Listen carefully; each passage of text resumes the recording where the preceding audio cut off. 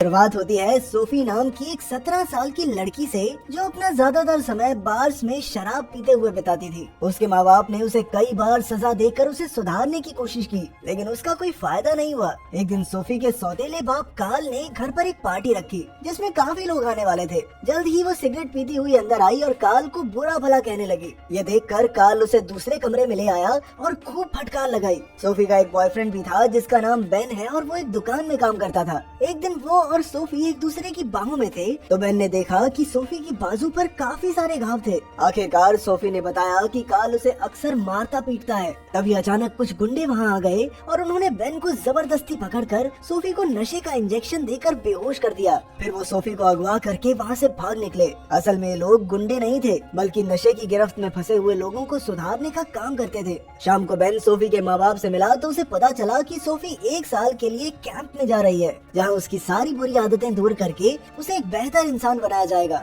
उधर सोफी की आँख खुली तो उसने देखा कि वो एक कश्ती पर थी जिसमें 2 और लड़के थे जिन्हें उसकी ही तरह उनके माँ बाप ने कैंप में भेजा था। वो तीनों डॉक्टर नॉर्मन के कैंप में जा रहे थे जो फिजी के एक टापू पर था। जब वो कश्ती से उतरे तो सिक्योरिटी गार्ड लोगन उन्हें लेने आया। उसने उन तीनों के पैरों में सेंसर वाली बेड़ियां पहना दी ताकि अगर वो यहाँ से भागने की कोशिश करें तो पकड़े जाएं। वैसे अगर वो कैंप से भाग भी गए तो ज्यादा दूर तक नहीं जा सकते क्योंकि वो एक आइलैंड पर थे जो हर तरफ से समुद्र से घिरा हुआ था। इसके बाद लोगन ने उन सबको यहाँ के रूल समझाए और कहा कि जितना जल्दी वो उन्हें मान ले उतना जल्दी घर जा सकते हैं। फिर उसने तीनों को किनारे पर पड़ी चट्टानों से बांधकर पूरी रात वहीं छोड़ दिया। रात को जोरदार पानी के बहाव से वो सब डूबने लगे, लेकिन जैसे तैसे उन्होंने खुद को संभाले रखा। अगली सुबह उनकी बेड़ियां खोली गई और डॉक्टर नॉर्मन उनसे मिलने आया। उसने सबका स्वागत करके कहा कि ये प्रोग्राम उनकी आदतें सुधार कर उन्हें एक बेहतर इंसान बनाएगा। फिर उसने एलन नाम की एक लड़की को बुलाया जो पिछले 2 साल से यहीं पर थी। एलन ने सभी को बताया कि सबसे पहले उन्हें काली टी-शर्ट्स मिलेंगी और जैसे जैसे उनमें सुधार होगा वैसे वैसे पीली टी-शर्ट और आखिर में सफेद।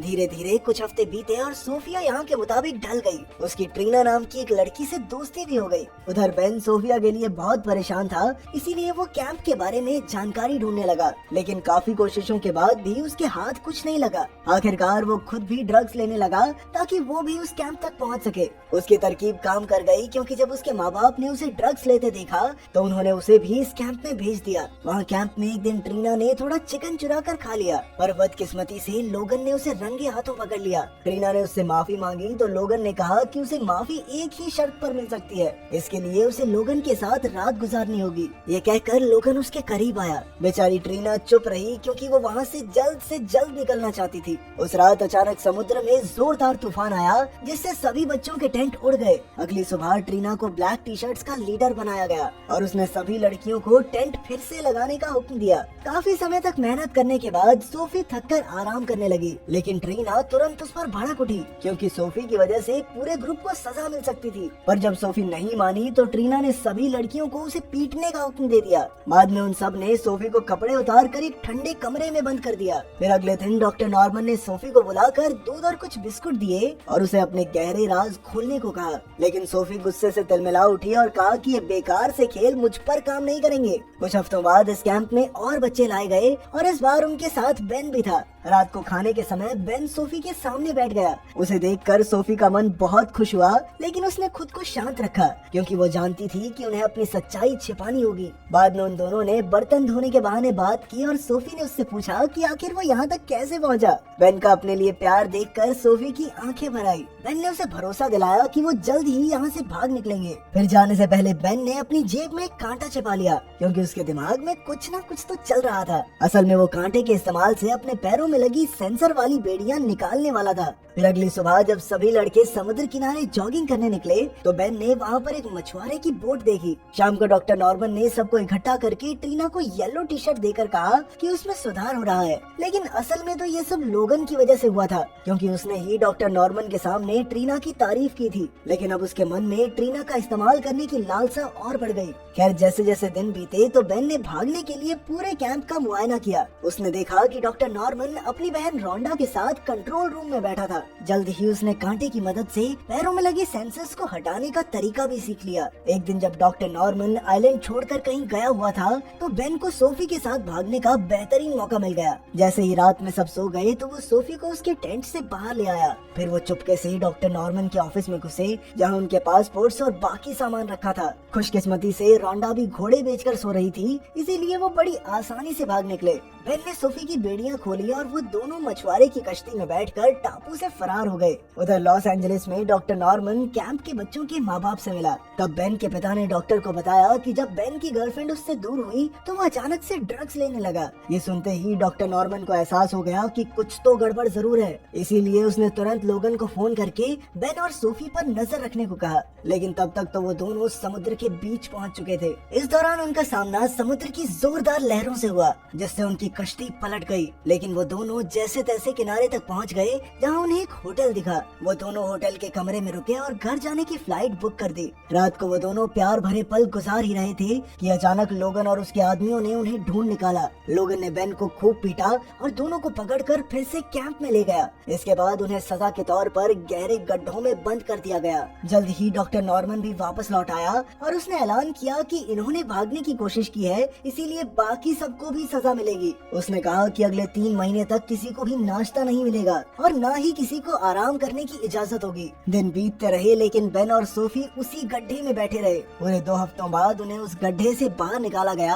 और फिर डॉक्टर नॉर्मन ने बेन से बात की। उसने कहा कि बेन ने यहाँ आकर सोफी के प्रोग्राम और उसके सुधार पर पानी फेर दिया, इसीलिए डॉक्टर नॉर्मन ने उसे कुछ दिनों में वापस भेजने का फैसला किया और अगर इस बार बेन ने कोई गड़बड़ की तो वो यहाँ सोफी की जिंदगी को नर्क बना देगा। इस घटना के बाद बेन सोफी से दूर रहने लगा और जब सोफी ने उससे पूछा तो बेन ने बताया कि यहाँ से निकलने का बस एक ही रास्ता है, सोफी को ये प्रोग्राम पूरा करना होगा। जब बेन ने बताया कि वो जल्द ही यहाँ से चला जाएगा तो सोफी की आंखें भर आई। अब तक लोगन ने ट्रीना की मजबूरी का कई बार फायदा उठा लिया था, पर एक रात वो वहशियत पर उतर आया और उसने ट्रीना के कपड़े फाड़ डाले। फिर जब सोफी ने ट्रीना को बुरी तरह रोते हुए देखा तो उसने ट्रीना को संभाला। अगली सुबह सभी लड़कों को समुद्र में तैरने का टास्क मिला, लेकिन डैनियल नाम के एक लड़के को तैरना नहीं आता था, पर लोगन ने फिर भी उसे जबरदस्ती समुद्र में भेज दिया। जैसे ही डैनियल गहरे पानी में उतरा तो वो डूबने लगा। ये देखकर बेन ने उसकी मदद करने की कोशिश की, लेकिन लोगन ने उसे रोक दिया। आखिरकार डैनियल डूबकर मर गया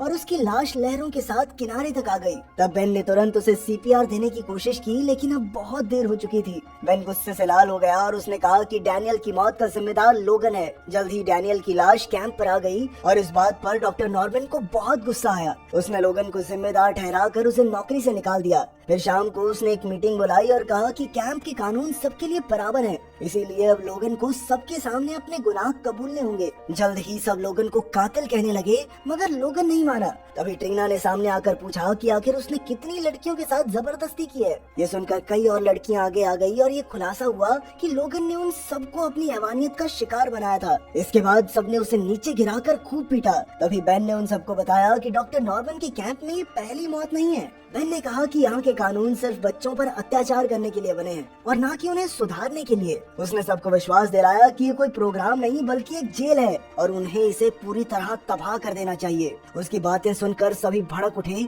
और उन्होंने पूरे कैंप में आग लगा दी। अब तो रोंडा ने भी अपने भाई का साथ छोड़ दिया। इसी बीच लोगन ने गाड़ी में भागने की कोशिश की, लेकिन बच्चों ने उसकी गाड़ी आग लगी हुई झोपड़ी में धकेल दी और लोगन वहीं जलकर राख हो गया। तभी डॉक्टर नॉर्मन ने उन्हें अपनी बंदूक से डराने की कोशिश की, लेकिन रोंडा ने पहले ही बंदूक से गोलियां निकाल दी थी। जल्द ही सबने डॉक्टर नॉर्मन को पकड़कर गड्ढे में बंद कर दिया और पुलिस को खबर कर दी ताकि उसे जल्द से जल्द जेल हो जाए। इसके बाद वो सब समुद्र में तैरकर आगे बढ़ गए, क्योंकि अब उन्हें असली आजादी मिल गई थी।